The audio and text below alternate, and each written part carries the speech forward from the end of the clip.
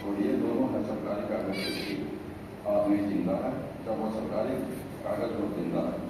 योजनाओं का लाभ तभी मिलेगा जब आप कागज पर जिंदा हो।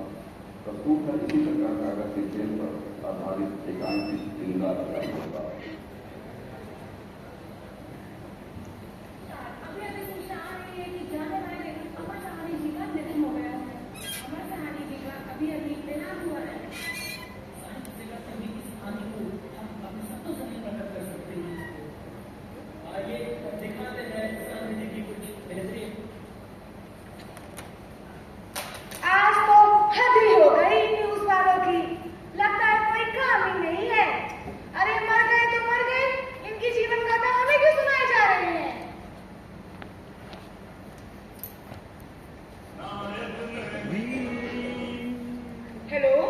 हेलो, गुड मॉर्निंग डॉक्टर साहब। हाँ, गुड मॉर्निंग। ये कह रहे थे कि वार्ड संख्या 5 का जो पेशेंट है उसका देहांत हो गया है और उसका डेथ सर्टिफिकेट आपके टेबल पे सुबह भिजवा दिया गया है। आप कृपया करके उसका बेड खाली कराइए। दूसरा पेशेंट थोड़ी देर में पहुंच रहा है, थोड़ा जल्दी करिएगा। जी, डेथ सर्टिफिकेट आ गया है, मैं अभी बेड खाली करवाती हूँ। वार्ड बॉय, ओ वार्ड बॉय, कहाँ मर गए? पता नहीं कैसे कैसे लोग रहते हैं, खाली वार्ड बाय करते, जैसे लगता है किसी और को तो कोई कम में नहीं है यहाँ पे। बोलिए क्या काम है मैडम?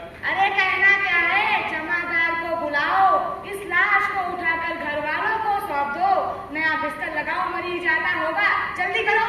ठीक है, बुला देता हूँ। पता नहीं ये कामचोर कहाँ मर जाता है। जमादार, अरे ओ जमादार, कहाँ है तू? अरे ठहरो, आ तो रहा हूँ, बताओ क्या काम है? कहाँ चला गया था तू? लाश का नाम सुनते ही तू ऐसे गायब हो जाता है जैसे इसकी आत्मा निकलकर तेरे में प्रवेश कर जाएगी। जब तुझे ये काम करना नहीं है तो अपने घर जाके बैठ जा।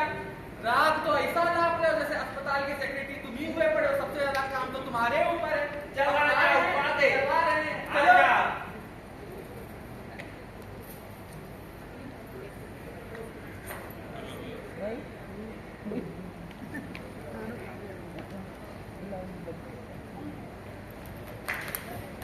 सिस्टर, वो तो जिंदा है, अभी उसने करोड़ बदली, वो लाश नहीं है। हाँ सिस्टर, वो ये बहुत बड़ा लेखक है, ये हमारे बारे में लिखेगा, विभाग में भ्रष्टाचार का आरोप लगाएगा। ये बिना देखे आपने कैसा हुक्म दे दिया? बकवास बंद करो, जाके अपना काम करो, फालतू नहीं। चुप रहो, वो सच में जिंदा है, उसने भी करोड़ बदली है। हम उसके कोई रिश्तेदार नहीं है जो उसे उठा कर रखे और उसकी सेवा करे।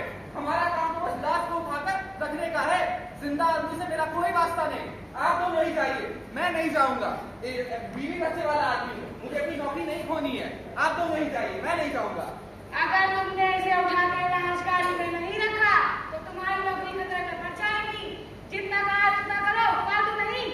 अरे तुम खुद देखो, विभाग से लिखा प्रमाण पत्र हमारे पास में मर चुके हैं। चलो, मैं खुद चलती हूँ। चलिए। हाँ उसे, अरे उठाओ ना, खड़े मुद्दा देते हो। क्या बात है? अरे साहब, कहना क्या है, बिस्तर खाली कर दो, किसी और के नाम अलॉट हो गया है। ये कैसे हो सकता है? अभी तो मेरा इलाज ही चल रहा है। अरे साहब, हमें आप पे बड़ी दया आ रही है, लेकिन दया करेंगे तो दया का पात्र बन जाएंगे साहब। साहब, गिनती यही है कि बिस्तर खाली कर दो, किसी और के नाम अलॉट हो गया है, आप मर चुके हैं साहब। आप पहले कंफर्म कर लीजिए, शायद कोई गलती हो रही होगी। देखिए, मैं मरा नहीं हूँ, मैं तो खड़ा भी हो सकता हूँ। मेरी तभी सांसें चल रही है, मैं जिंदा हूँ। अब खड़े होगा तो खड़े रहिए। और तुम दिन भर सुर्ती ही खाते रहते हो, लगता है तुम लोग काम ही नहीं है। हमारा जीवन निर्भर है। तुम्हारी सारी दीवार लाल हो रखी है। कहिए साहब, सुनो, बिस्तर फोल्ड करो, नया मरीज आ रहा है, ले जाओ। आप चाहें तो अपने वरिष्ठ अधिकारियों को बुला दिए, वो हमें दोबारा चेक करेंगे। नहीं, कैसे कैसे लोग रहते हैं, मरने के बाद भी अपना बिस्तर नहीं छोड़ते हैं। वरिष्ठ अधिकारियों को बुला लीजिए, वो हमारा तापमान, बीपी सब कुछ चेक कर सकते हैं। मरने जैसा कुछ नहीं पाएंगे। एक बार मेरे कहने पर। अरे साहब, हम जानते हैं कि आप प्रसिद्ध लेखक अमर सहानी जी हैं, लेकिन आप समझने की कोशिश तो कीजिए। मनकाय द्वारा घोषणा हो चुकी कि आप मर चुके हैं साहब। आपकी कुछ बात समझ में नहीं आ रही है। अरे साहब समझिए, राष्ट्रीय स्तर पर आपके निधन पर शोक मनाए जा रहे हैं। देश के कोने कोने से शोक संदेश आ रहे हैं।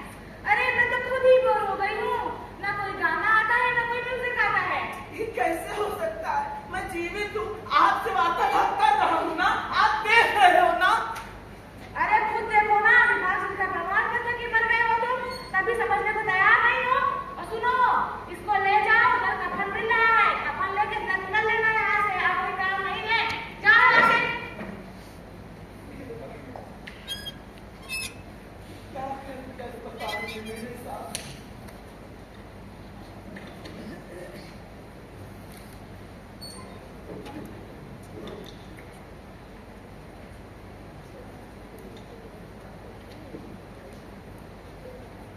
कफन नहीं मिलता है। हाँ बताइए।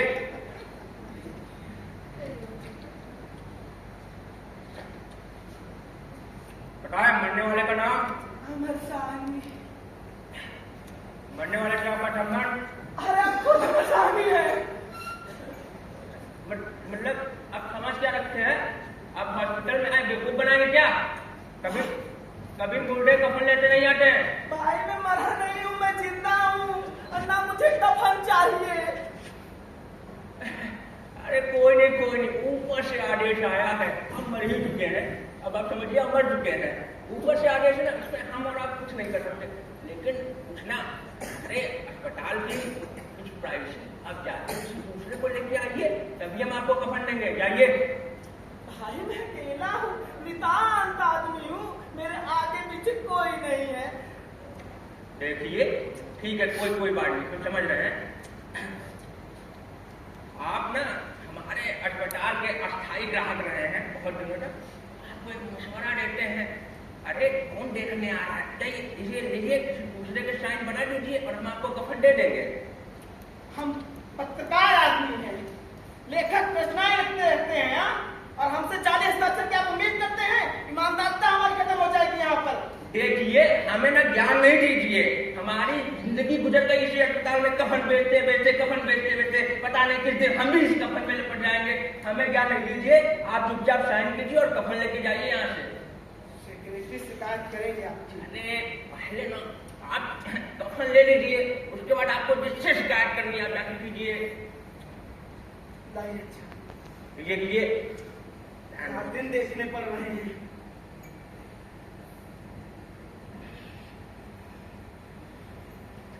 सुनिए जरा, ये हमारे पास ना 2 क्वालिटी के कफन उपलब्ध हैं। पहला जो है सादा कफन, दूसरा है चमकीला कफन। तो आप बताएंगे आप किस तरह के कफन में होना चाहेंगे दफन? हम कौन है? हम लेखक हैं। लेखक की जिंदगी में आपने कभी देखा है कि चमकीला नाम का कुछ चीज होता है? सादा जीवन, उच्च विचार रखते हैं हम लेखक। अरे जरा ये सुनिए तो, देखिए चमकीले कफन की ना क्वालिटी तो सुनिए। पहला बार ना लेने के बाद आप इसको ले जाइए, जो इच्छाएं आपकी जितने जी नहीं पूरी हो पाई ना, वो मरने के बाद पूरी हो जाएंगी। और दूसरा जाइए, देखिए तो कितने चौकस लग रहे हैं इस कफन में आप। ये ले जाइए। चलो कह रहे हैं तो ले जाते हैं, जरूरत नहीं, जिंदा हूँ। ठीक है, मान लीजिए लेकिन आप ले जाइए। और ये आपका सर्टिफिकेट। और सुनिए, जाते वो बगल में वो लड़का बैठा है ना, अरे स्पेशल पान बोल दीजिएगा और रिक्शा दे दीजिएगा, वरना वो खट्टा पे चला देता है। गुट बचा भलाई का जमाना नहीं रहा है।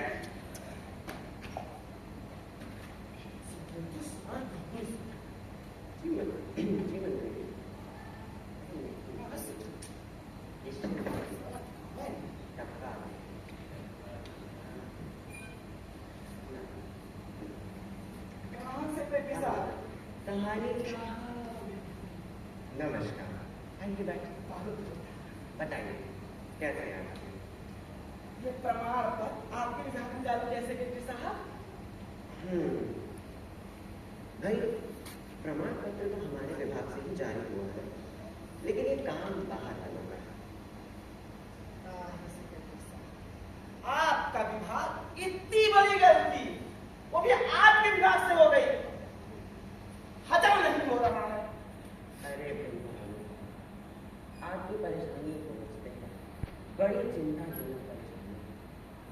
लेकिन हम आपको आश्वासन देते हैं, आप निश्चित रहिए, कोई दिक्कत नहीं। आश्वासन से काम नहीं चलेगा।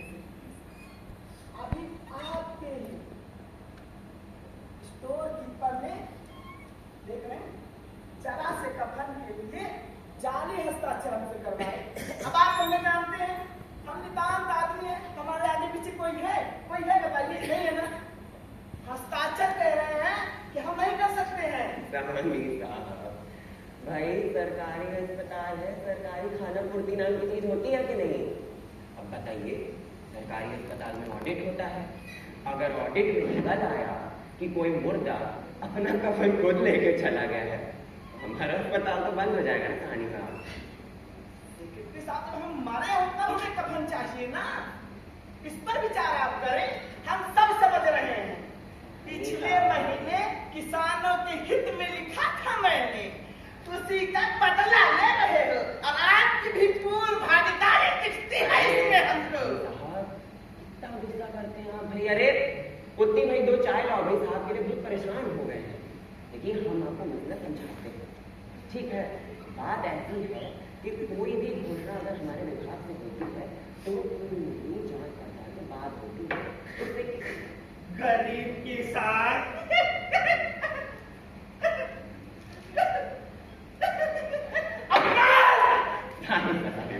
शान बैठिए, आपका सम्मान रख रहा हूं, इस वजह से बस रहा हूं बस। बैठिए, बात मानिए, इस उम्र में दिल पे जोर पड़ जाता है, जिंदा है तो के तो नहीं। चाय मंगा के बात गोल गोल घुमा के मुद्दे से मत हटकाइए। हम लिखेंगे, फिर लिखेंगे, चाहे कागज पे आप मार दो हमें, लेकिन हम किसानों के हित में लिखेंगे। कहानी साहब, आवाज उठाने के तो आप जैसे बोल रहे हैं जैसे ये कंचा खेलने बैठे हम लोग यहाँ भाई। अरे आप तो लेखक है, राष्ट्रीय स्तर के लेखक है, आपका तो मन करेगा अभी हम लिख देंगे। अरे भाई हम तो सरकारी नौकर है ना, सरकारी कामों में हम पढ़ेंगे तो बताइए हमारा क्या होगा? ट्रांसफर की तलवार यूं गले पे टिकी रहती, यूं, जहां अफसर की नजर पलटी वहां कहां ट्रांसफर होगा ये आप भी नहीं बता पाएंगे। अरे भाई बीवी बच्चों वाले आदमी है, अपना ही नहीं अपने घर वालों का भी पेट पालना। इस सब मामले में हम नहीं पढ़ते, सरकार का आदेश ज्यों का त्यों आप तक पहुंचा देते हैं। इसमें ना हमारा कोई दोष ना हमारे विभाग का। तो आपके लिए अच्छी बात यही होगी समझ साहब कि हमें और हमारे विभाग को प्रमाण पत्र कौन जारी किया? अरे सानी साहब, कोई और काम है तो बताइए, बहुत जरूरी काम है। कहाँ जा रहे हैं? सानी साहब क्या करेंगे जान के, शर्मिंदा हो जाएंगे, आप ही की शोक सभा। राम राम। अरे चिंता है यार, शोक सभा कर लो रही है। क्या हुआ तब से?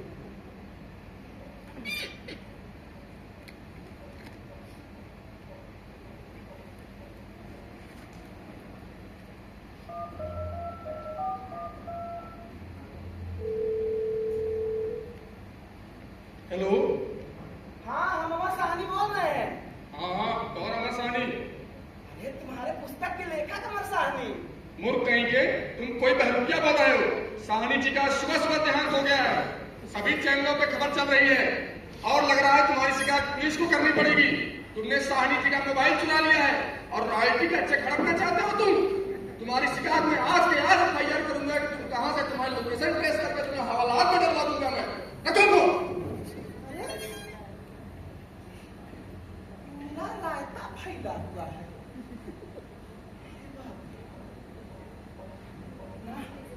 मंत्री जी से मिल के जाऊंगा मैं। वादे हैं, वादों का क्या? सरकारें आती जाती रहती हैं और उनके वादे उन्हीं के साथ आते जाते रहते हैं। जब कभी आवाजें उठाई जाती है तो उन्हीं तरह के प्रलोभन देकर उनको शांत कर दिया जाता है। आइए आगे देखते हैं।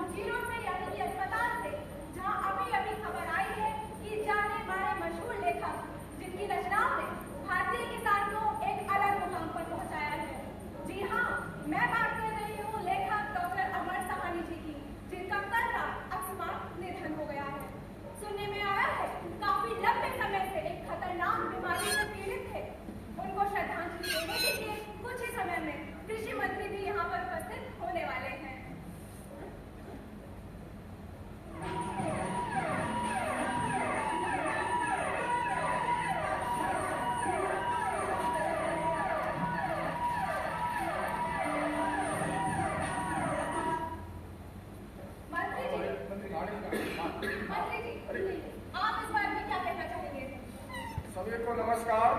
देखिए, साहनी जी का जाना राष्ट्रीय क्षति है। साहनी जी सच्चे मायनों में किसानों के लेखक थे। किसानों की सभी मुद्दों को उठाकर वो हम तक पहुंचाते थे और हमारी सरकार, ध्यान रखिएगा, केवल हमारी सरकार ऐसा कार्य करती थी कि उनके सभी उठाए मुद्दों को हम उसका समाधान लाते थे और किसानों के लिए हमारी सरकार सदैव समर्पित रहती थी। ये देन है केवल साहनी जी की। और आज इस दुख की घड़ी में देखिए, मुझसे खुद मेरे आंसू रुके नहीं रुक रहे हैं। और साहनी जी के निधन में उनके सम्मान के रूप में हमारी सरकार साहनी जी के लिए पुरस्कार की घोषणा कर रही है, जो हर उस किसान को दिया जाएगा जो अपने क्षेत्र में, कृषि क्षेत्र में अच्छा कार्य करेगा। और यही हमारे शासक की सच्ची श्रद्धांजलि है हमारे महान लेखक साहनी जी के प्रति। और मैं स्वयं शासन से यहाँ उपस्थित हुआ हूँ साहनी जी को अपनी विनम्र श्रद्धांजलि और पुष्पांजलि अर्पित करने के लिए। बहुत बहुत धन्यवाद। अभी अभी आपने सुना मंत्री जी को। कैमरामैन मनीष के साथ मैं निकिता शास्त्री, कल से परसों तक। क्या कर रहे थे तुम सलमान? आज टीवी चैनलों पर यही दिखाया जा रहा है कि आप विधानसभा में सो रहे थे। बुड़बक कहीं के, हम सोते नहीं है विधानसभा में।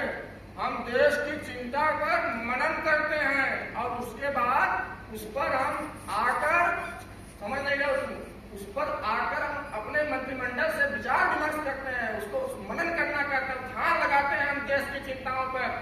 कुछ समझ में आता नहीं है मन को। शर्मा जी कहाँ है भाई? शर्मा जी हॉस्पिटल में तो आ गए शर्मा। अरे शर्मा जी, ओहो साहनी जी आइए आइए। मंत्री जी हम आप ही को खोज रहे थे, बहुत परेशानी में है। 2 मिनट। देखिए, आज तो पूरा देश आपको खोज रहा है भाई। आप कहाँ विलुप्त हो गए हैं? हमको आप पहले आइए, 2 मिनट अति आवश्यक कार्य है। आप अपने वार्ड में लेट जाइए। हमारे सुनने साहनी जी 2 मिनट हमें समय दीजिए। आज तो आप ही आप हैं भाई, थोड़ा सा स्थान लीजिए, उसके बाद हम आपकी बात सुनने के लिए बाध्य ही है। आइए लेट जाइए। अरे लेट जाइए साहनी जी, लेट जाइए, लेट जाइए। अरे आंखें बंद कर लीजिए साहनी जी। अरे अब लेट ही गए तो आंखें बंद कर लीजिए। हाँ भाई, पहले पुष्पचक्र तो भाई साहनी जी को पुष्पचक्र में देंगे।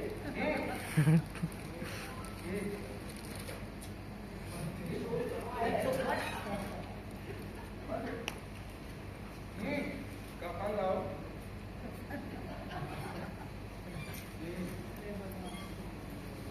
ओ भाई, अरे साहनी जी, आज आप, मैं बता दूं, देश की राजनीति में आप छाए हुए हैं सुबह से। आपके दोनों थोड़ा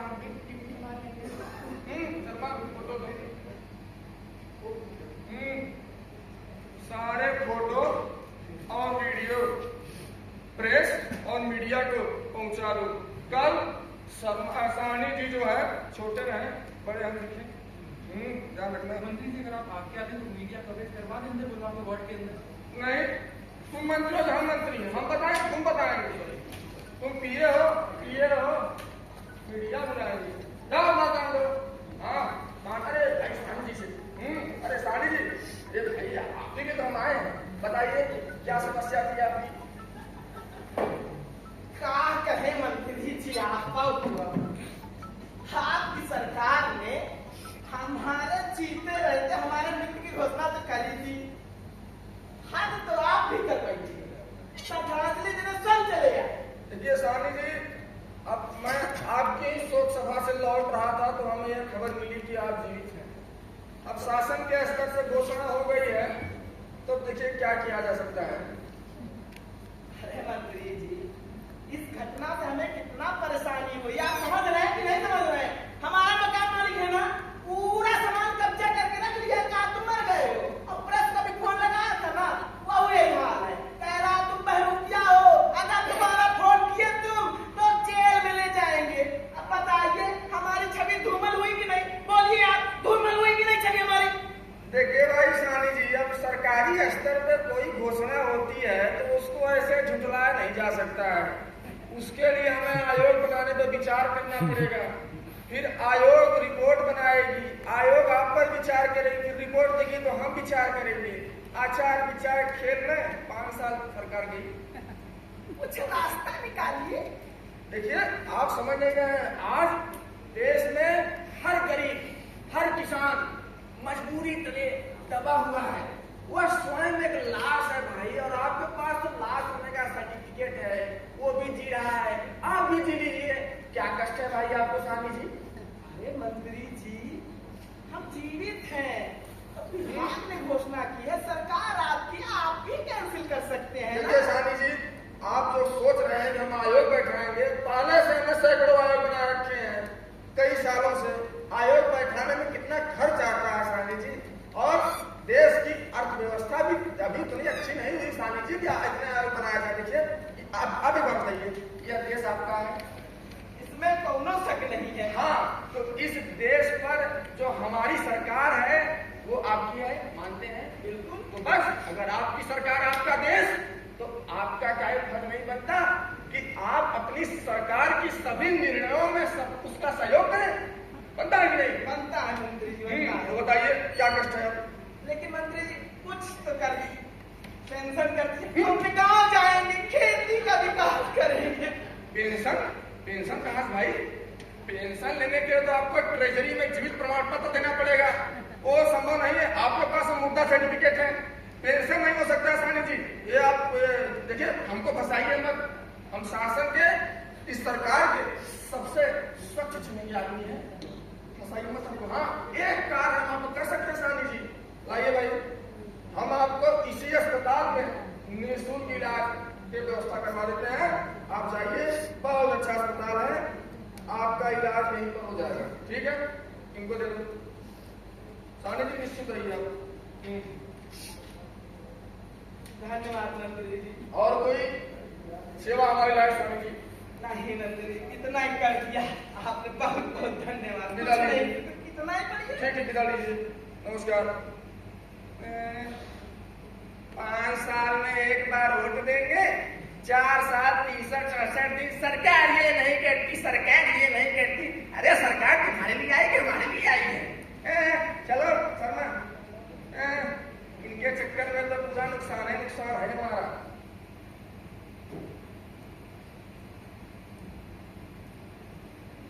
देश की नीति नियंत्रण जब अपनी नीतियों से आम जनता को संतुष्ट नहीं कर पाते, तो ऐसे ही हथकंडे अपनाकर देश पर अपना नियंत्रण बनाए रखते हैं। किसानों के मुद्दों पर तो आजादी के बाद से ही उदासीनता बढ़ती जा रही है, और प्रतीत होता है कि आगे भी ऐसे ही होगा। इस परिपाटी में जल्द सुधार की आशा लिए आइए हम अपनी एकांकी में आगे बढ़ते हैं।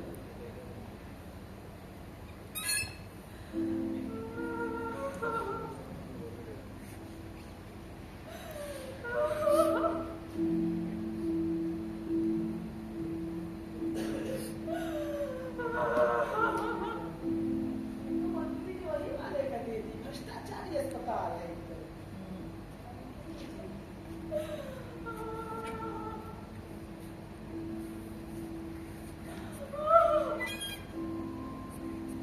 अरे माँ, अरे क्यों रो रही हो माँ? क्या बताऊं बेटा, मेरा लड़का कल रात ही दम तोड़ चुका, पर ये ना मुझे लाश नहीं दे रहे हैं, कह रहे हैं कि हमें मरा ही नहीं।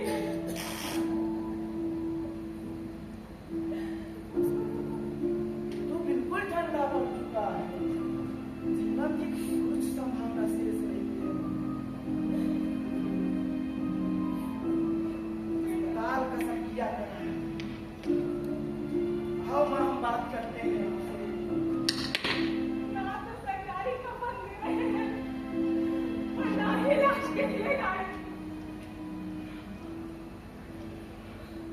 ना रो माँ।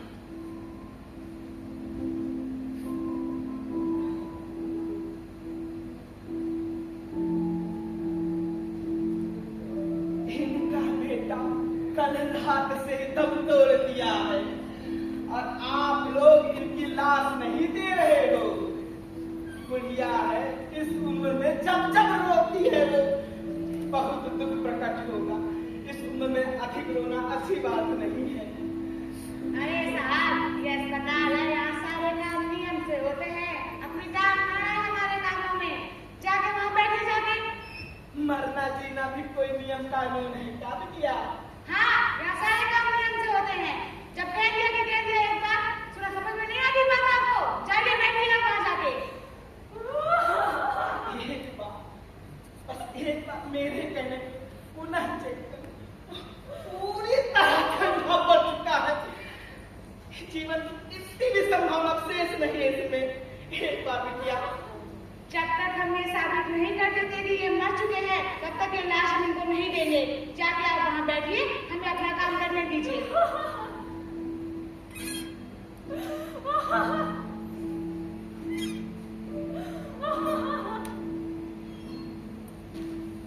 हे राम, अजीब देश है। जिंदा मुर्दा है, मुर्दा जिंदा है। जिसे कफन नहीं चाहिए, उसे कफन जबरदस्ती दिया जा रहा है। जिसे कफन चाहिए, उसे लाश की नसीब नहीं है।